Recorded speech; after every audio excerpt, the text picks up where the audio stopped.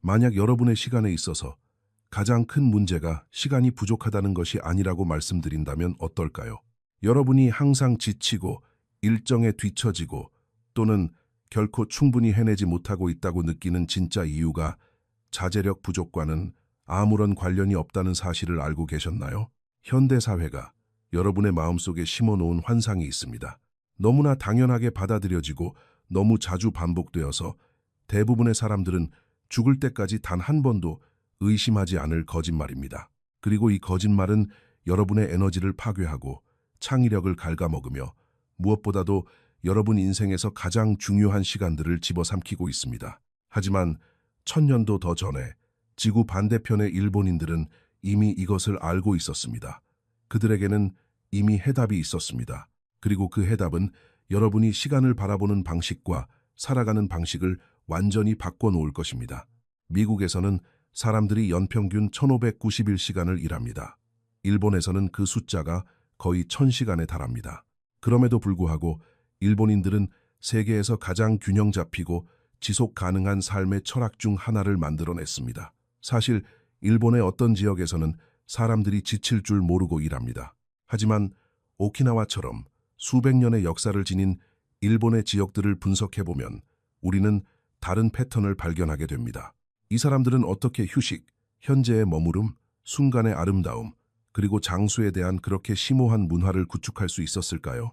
그 해답은 일을 덜 하는 것에 있지 않습니다. 그것은 우리가 시간이라고 부르는 것과 완전히 다른 관계를 맺는 것에 있습니다. 하버드 대학교의 연구진은 15년 동안 4,000명 이상의 성인들을 추적 관찰한 연구를 발표했습니다. 결과는 놀라웠습니다. 가장 높은 삶의 만족도를 보고한 사람들은 가장 생산적인 사람들이 아니었습니다. 그들은 자신이 수행하는 활동에서 가장 깊은 충만함을 느끼는 사람들이었습니다. 더 많은 시간이 아니라 더 많은 존재감이었습니다. 이것이 바로 일본인들이 시간을 지배한다고 부르는 것입니다. 매 초를 채우는 것이 아니고 더 빨리 달리는 것도 아닙니다. 완전히 다른 방식으로 시간 안에 머무는 법을 배우는 것입니다. 그리고 오늘 여러분은 맥스의 이야기를 듣게 될 것입니다. 이 상황에 갇혀 있다는 것이 어떤 의미인지 직접 경험했고 학교에서는 아무도 가르쳐주지 않는 일본의 가르침을 우연히 발견했을 때 어떤 일이 일어났는지 경험한 23살의 미국인 청년입니다. 제1장 바쁨의 덫. 맥스는 매일 아침 5시 47분에 일어났습니다. 필요해서가 아니라 세상에서 가장 성공한 사람들은 6시 이전에 일어난다고 어디선가 읽었기 때문입니다. 그에게는 다른 영상에서 배운 포모도로 기법을 사용하여 25분마다 알람이 울리도록 시간대별로 나뉘고 색깔별로 분류된 거대한 작업 목록이 있었습니다. 외부에서 보기에 맥스는 믿을 수 없을 정도로 체계적인 사람이었습니다. 그는 일어나서 10분 동안 명상을 했습니다. 생산성을 높여준다고 들었기 때문입니다. 그리고 30분 동안 달리기를 했습니다. 아침 운동이 집중력을 향상시킨다고 읽었기 때문입니다. 꼼꼼하게 계획된 아침 식사를 하고 아침 7시 정각이 되면 그는 하루를 시작할 준비를 한 채 컴퓨터 앞에 앉아 있었습니다. 그는 디지털 마케팅을 공부하고 있었습니다. 자신의 사업을 시작하고 싶었거든요. 그에게는 단기, 중기, 그리고 장기 목표가 있었습니다. 스프레드시트도 있었고 팟캐스트도 들었으며 다양한 강의도 수강했습니다. 그럼에도 불구하고 매일 밤이 찾아올 때마다 맥스는 가슴에 똑같은 무거운 느낌을 안고 자리에 누웠습니다. 내가 충분히 하지 못했다는 느낌이었습니다. 그가 얼마나 많은 과제를 완료했는지는 중요하지 않았습니다. 그가 얼마나 열심히 일했는지도 중요하지 않았습니다. 항상 했어야만 하는 일이 하나 더 남아 있었습니다. 목록에는 항상 남겨진 항목이 있었습니다. 항상 한 걸음 더 앞서 있어서 결코 도달할 수 없는 자신의 완벽한 모습이 존재했습니다. 23살의 맥스는 지쳐 있었습니다. 그리고 가장 두려운 것은 그가 그 이유를 모른다는 것이었습니다. 그러던 어느 10월의 목요일, 모든 것이 무너져 내렸습니다. 그날 맥스에게는 중요한 프레젠테이션이 있었습니다. 그는 지난 3일 동안 각 슬라이드를 준비하고 모든 문장을 연습하고 프레젠테이션의 모든 부분의 시간을 재며 주어진 시간 안에 정확히 맞추기 위해 노력했습니다. 하지만 그날 아침 컴퓨터를 열었을 때 그는 자신이 잘못된 파일을 저장했다는 것을 깨달았습니다. 3일간의 작업, 하룻밤에 6시간의 수면, 트럭을 움직일 수 있을 만큼의 엄청난 카페인, 이 모든 것이 날아가 버렸습니다. 그는 화면을 응시하며 거의 2분 동안 미동도 하지 않고 서 있었습니다. 그리고 나서 그는 컴퓨터를 닫았습니다. 아파트를 나와 무작정 걷기 시작했습니다. 그는 이어폰도 팟캐스트도 오디오북도 없이 그저 몇 시간 동안 목적지 없이 걸었습니다. 맥스가 이전에 한 번도 가본 적 없는 거리의 작은 서점을 지나친 것은 바로 이 산책 도중이었습니다. 오래된 책들과 낡은 표지들 사이 창문 너머로 노란색 종이에 손글씨로 단순한 제목이 적힌 책 한 권이 표지에 붙어 있었습니다. 사무라이의 시간. 그는 자신이 왜 그곳에 들어갔는지 설명할 수 없습니다. 왜 그 책을 샀는지도 설명할 수 없지만 그는 그 책을 샀습니다. 그리고 며칠 동안 잃어버린 작업물을 다시 복구하기 위해 애쓰면서 맥스는 그 책을 읽기 시작했습니다. 제2장. 아무도 가르쳐주지 않는 비밀. 맥스의 생각을 완전히 멈추게 만든 책의 첫 구절은 이것이었습니다. 현대인은 시간을 무찔러야 할 적으로 대한다. 사무라이는 시간을 존중해야 할 스승으로 대했다. 그는 그 문장을 3번이나 다시 읽었습니다. 왜냐하면 그것이 바로 자신이 시간과 맺고 있는 관계, 즉 전쟁이라는 것을 깨달았기 때문입니다. 하루하루는 시계와 싸우는 전투였습니다. 더 많이 하고, 더 많이 소비하고, 더 많이 생산하기 위한 전투였고, 전쟁은 정의상 그것을 치르는 사람들을 지치게 만듭니다. 그 책은 맥스가 한 번도 들어본 적 없는 개념을 소개했습니다. 마는 영어나 서구권의 어떤 언어로도 직접적으로 번역되지 않습니다. 보통 공간이나 여백, 쉼으로 번역되지만 그것만으로는 그 의미의 깊이를 담아낼 수 없습니다. 마는 간격입니다. 멜로디의 의미를 부여하는 것은 음표 사이의 침묵입니다. 이해를 가능하게 하는 것은 단어 사이의 공간입니다. 생명을 유지하는 것은 호흡의 멈춤입니다. 일본인들에게 마는 무언가의 부재를 의미하지 않습니다. 마는 그 자체로 무언가입니다. 그것은 그 자체로 존재입니다. 그리고 이 책은 맥스의 세상을 뒤집어 놓은 한마디를 던졌습니다.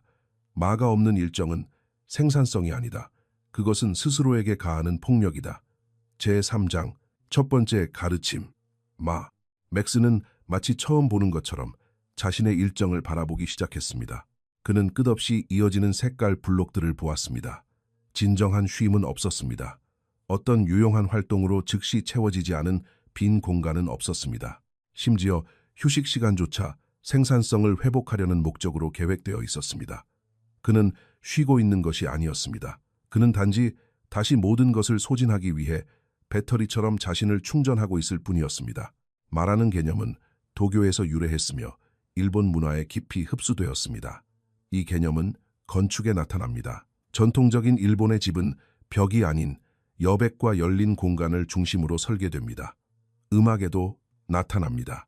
작곡가 다케미스 도루는 침묵을 악기로 사용하는 것으로 유명했습니다. 무술에도 등장합니다. 가라테에서 효과적인 타격은 즉 움직임 사이의 간격에서 시작됩니다. 그리고 사무라이에게 많은 생사가 걸린 문제였습니다. 간격 속에 머무는 법을 모르는 전사, 행동 사이의 공간에 완전히 존재하는 법을 모르는 전사는 죽은 전사였습니다. 왜냐하면 사무라이가 관찰하고 숨을 쉬고 상대방이 무엇을 할지 파악하는 것은 바로 그 마의 순간이었기 때문입니다. 맥스는 무언가 행동하기 전 여백의 시간을 가졌던 일본 역사상 가장 위대한 검객일지도 모르는 미야모토 무사시에 대해 읽었습니다. 그리고 맥스는 생각했습니다. 말을 모르는 자는 삶을 모르는 것이다. 그는 플래너를 집어들었고 난생 처음으로 빈 공간을 채우는 대신 그 빈 공간들을 지켜내기 시작했습니다. 제4장 두 번째 가르침. 이치고 이치에. 몇 주 후 맥스가 동네 카페에 있을 때 이상한 일이 일어났습니다. 그는 커피를 옆에 두고 책을 읽고 있었는데 자신이 커피 맛을 전혀 음미하지 않았다는 것을 깨달았습니다. 그는 책을 읽으면서 생각하면서 계획을 세우면서 그저 기계적으로 커피를 마시고 있었습니다. 이런 식으로 지낸 지 얼마나 되었을까? 그는 거의 비어있는 컵을 바라보며 가슴에 이상한 통증, 일종의 슬픔을 느꼈습니다. 맛도 느끼지 못한 채 마셔버린 수많은 커피들과 마음이 다른 곳에 있는 동안 흘러가 버린 모든 아침들에 대한 슬픔이었습니다. 그날 그는 이치고 이치에에 대해 읽었습니다. 이치고 이치에는 매 순간, 매 만남, 매 대화, 매 경험이 완전히 독창적이며 결코 반복되지 않는다는 원칙입니다. 텅 빈 동기부여 명언으로서가 아니라 물리적이고 철학적인 현실로서 말입니다. 이 개념은 일본의 다도에서 유래했습니다. 다도 명인들은 각 다도 의식을 평생에 단 한 번뿐인 시간인 것처럼 치러야 한다고 가르쳤습니다. 마지막도 아니고 최고도 아닌 오직 유일한 시간으로서 말입니다. 주최자는 모든 몸짓, 모든 움직임, 모든 세부 사항을 정성껏 준비했습니다. 마치 그 경험이 결코 반복될 수 없는 것처럼 말입니다. 왜냐하면 정말로 다시 돌아올 수 없으니까요. 16세기 최고의 다도, 명인으로 여겨지는 철학자 센노 리큐는 제자들에게 이렇게 가르쳤습니다. 각 사람을 만날 때 그것이 당신들 사이의 유일한 만남인 것처럼 대하십시오. 왜냐하면 어떤 의미에서는 정말로 그러하기 때문입니다. 맥스는 책을 덮고 한참 동안 침묵을 지켰습니다. 그는 자신이 지난 몇 년 동안 현재를 발판 삼아 살아왔지만 결코 현재에 존재한 적이 없었다는 것을 깨달았습니다. 항상 일정표의 다음 블록, 다음 과제, 다음 목표만 생각하고 있었습니다. 그가 미래를 향해 질주하는 동안 삶이 진정으로 일어나는 유일한 장소인 현재는 그의 손가락 사이로 빠져나가고 있었습니다. 그는 컵을 집어들고 커피를 한 잔 더 주문했습니다. 그리고 이번에는 온전한 집중을 담아 한 모금 한 모금 마셨습니다. 훗날 그는 그것이 그의 인생에서 가장 맛있는 커피였다고 말했습니다. 제5장, 속도의 무게. 하지만 이러한 개념들을 배웠다고 해서 맥스가 하루아침에 변한 것은 아니었습니다. 그 후 몇 주 동안 예상치 못한 일이 일어났습니다. 맥스는 속도를 늦추는 것에 대해 죄책감을 느끼기 시작했습니다. 그가 휴대폰을 확인하지도 않고 계획하지도 않고 효율성을 따지지도 않고 진정한 휴식을 취할 때마다 그의 내면에서 목소리가 들려왔습니다. 너는 시간을 낭비하고 있어. 경쟁자들은 지금 이 순간에도 일하고 있다고. 너는 뒤처지게 될 거야. 그는 그 목소리를 알았습니다. 그것은 서구 문화가 어린 시절부터 그에게 심어준 목소리였습니다. 허슬 컬처의 목소리. 잠은 죽어서나 자라. 일어나서 뼈 빠지게 일해라. 그리고 그 목소리는 설득력이 있었습니다. 왜냐하면 맥스를 둘러싼 사회 전체가 그 목소리가 맞다고 확인해 주었기 때문입니다. 그의 친구들도 똑같이 행동했습니다. 소셜미디어도 그것을 찬양했습니다. 휴식은 게으름이었습니다. 쉬는 것은 나약함이었습니다. 비워두는 것은 낭비였습니다. 그때 맥스는 세 번째 가르침을 읽었고 그것이 그 목소리를 영원히 깨뜨렸습니다. 하라, 하치, 부. 그것은 세계에서 100세 이상 노인의 인구 비율이 가장 높은 곳 중 하나인 일본의 섬, 오키나와의 원칙입니다. 오키나와 사람들은 배가 80% 정도 찼을 때 먹는 것을 멈춥니다. 배가 터질 것 같을 때도 아니고 완전히 만족했을 때도 아닙니다. 80%입니다. 왜 그럴까요?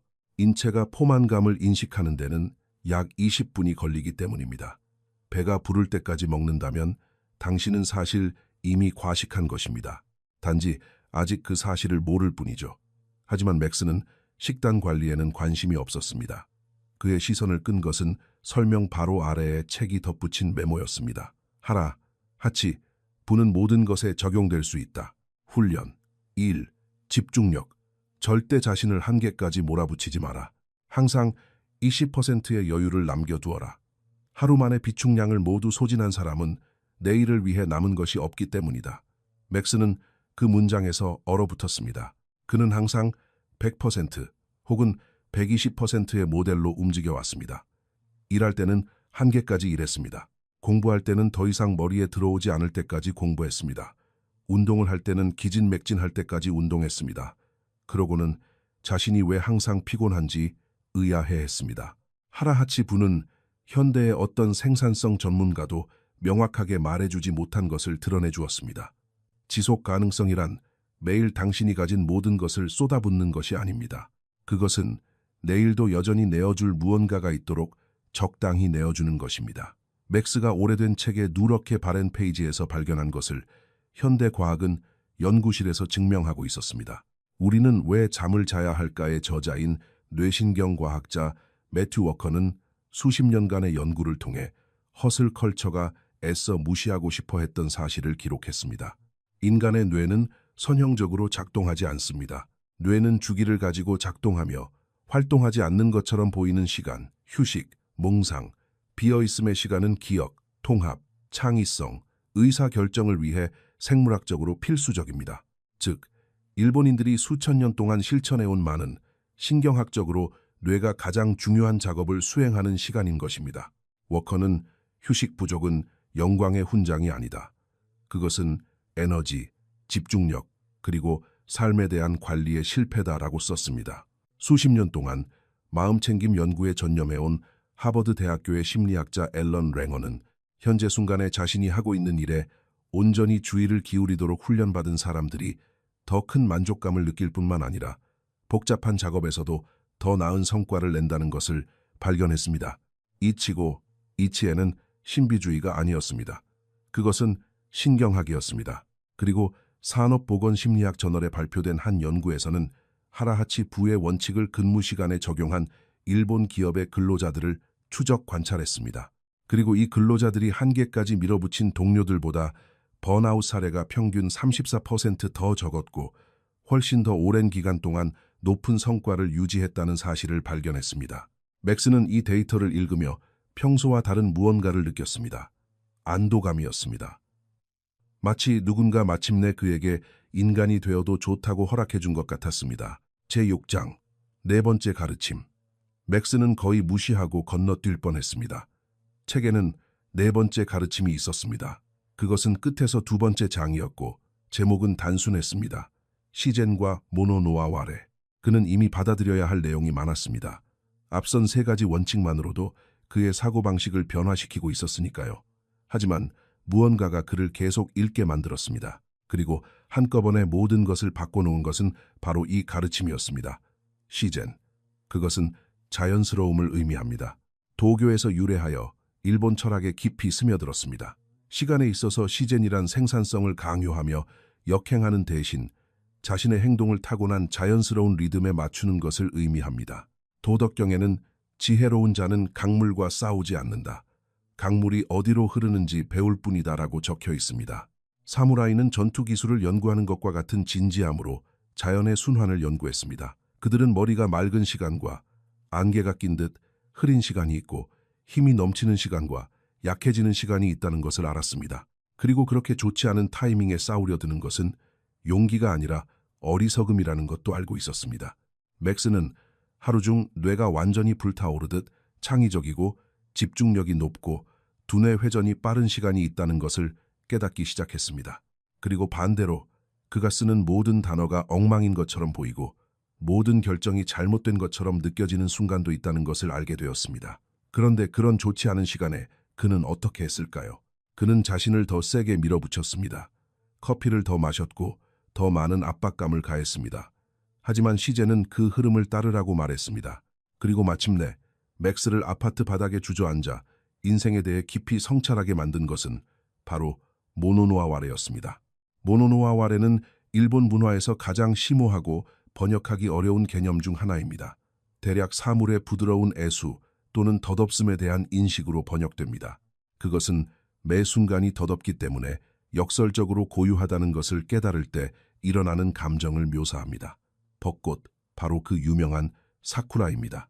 그들은 이 개념의 궁극적인 상징입니다.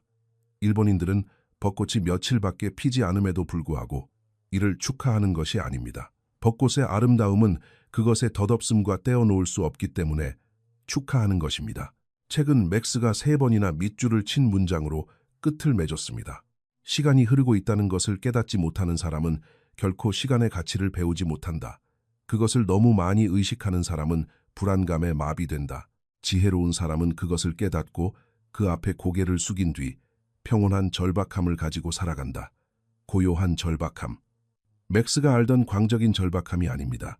새벽 2시에 컴퓨터 앞에서 눈을 충혈시키는 그런 것이 아니라 사랑에서 우러나온 절박함입니다. 지금 존재하고 내일은 똑같은 형태로 존재하지 않을 이 순간에 대한 사랑입니다. 그리고 갑자기 맥스는 깨달았습니다. 더 많이 하는 것이 중요한 게 아니었습니다. 자신이 하는 일에 온전히 존재하는 것이 중요했습니다. 매 초를 통제하는 것이 아니라 매 초에 머무는 것이었습니다.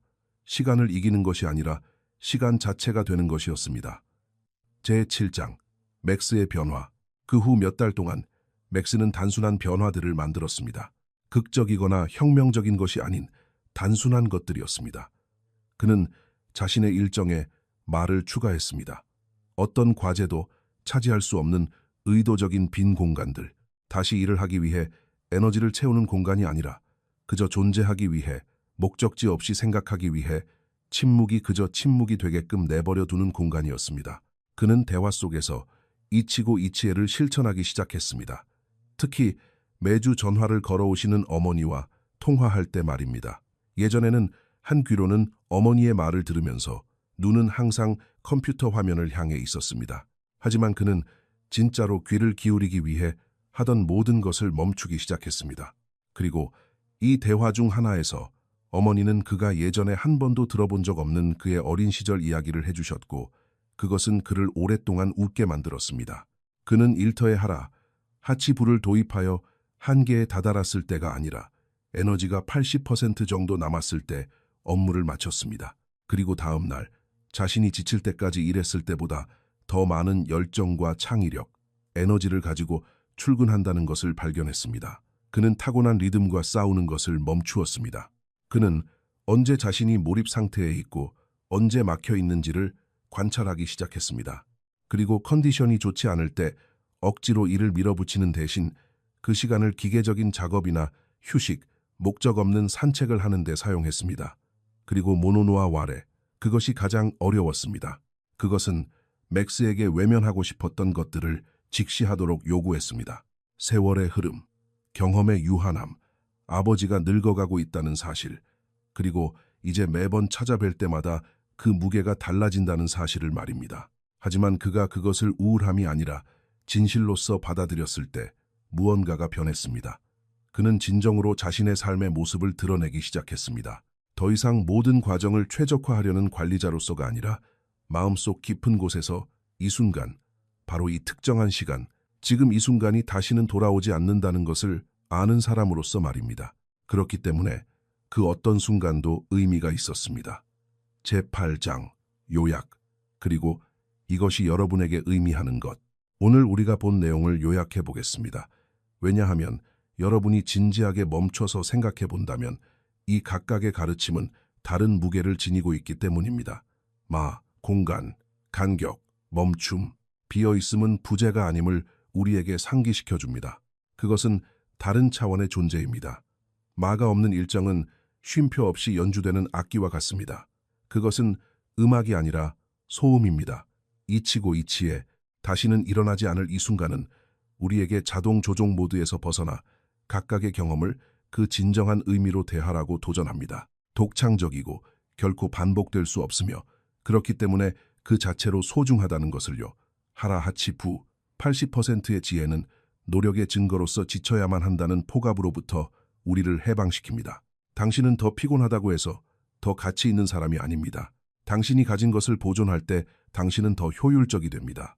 시젠, 자연과 함께 흐르는 것, 우리 자신과 싸우는 것을 멈추고 우리의 리듬을 관찰하며 그것을 거스르지 않고 함께 일하도록 우리를 초대합니다. 우리가 선형적으로 생산하는 기계가 아니라 순환 속에서 기능하는 생명체라는 것을 인식하도록 말입니다. 모노노아 와레, 덧없음의 아름다움은 우리에게 세상에서 가장 희귀한 것, 즉 불안감이 없는 절박함을 선사합니다. 시간이 흐르고 각 순간이 유일하다는 인식은 위협이 아닙니다. 그것은 초대장입니다. 맥스의 문제는 시간이 부족했던 것이 아니었습니다. 그는 자신에게 주어진 시간 안에 단 한 번도 존재하지 않았다는 것이었습니다. 그리고 어쩌면 그것이 여러분의 문제일지도 모릅니다. 시간이 부족한 것도, 자제력이 부족한 것도, 계획이 부족한 것도 아닙니다. 존재감이 부족하고, 마가 부족하고, 이치고 이치에가 부족하며, 언제 멈춰야 할지, 언제 속도를 줄여야 할지, 언제 그저 존재해야 할지 아는 지혜가 부족한 것입니다.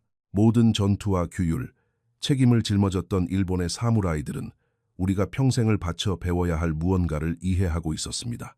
여러분은 시간을 소유할 수 없습니다. 하지만 그 안에 머무는 법을 배울 수는 있습니다. 그리고 시간에 머무는 것, 진정으로 그 안에 산다는 것은 선택에서 시작됩니다.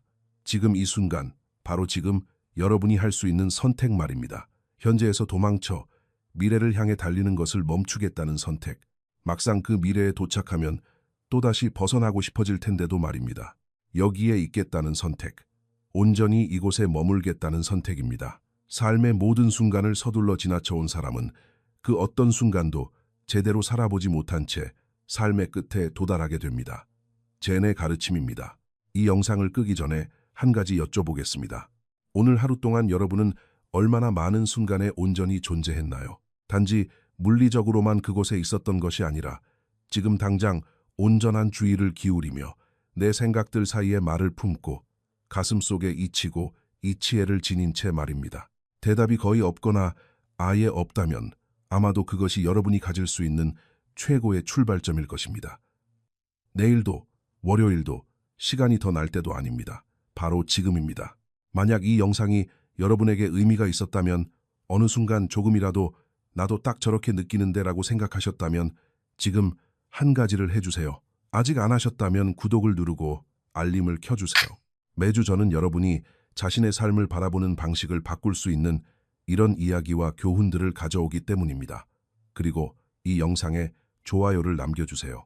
그것은 여러분이 이런 콘텐츠를 더 원한다는 것을 제게 알려주는 것이며 이 이야기를 들어야 할 더 많은 사람들에게 제가 계속해서 영상을 전달할 수 있도록 도와줍니다. 댓글로 이 가르침들 중 어떤 것이 여러분의 마음에 가장 깊이 와닿았는지 알려주세요.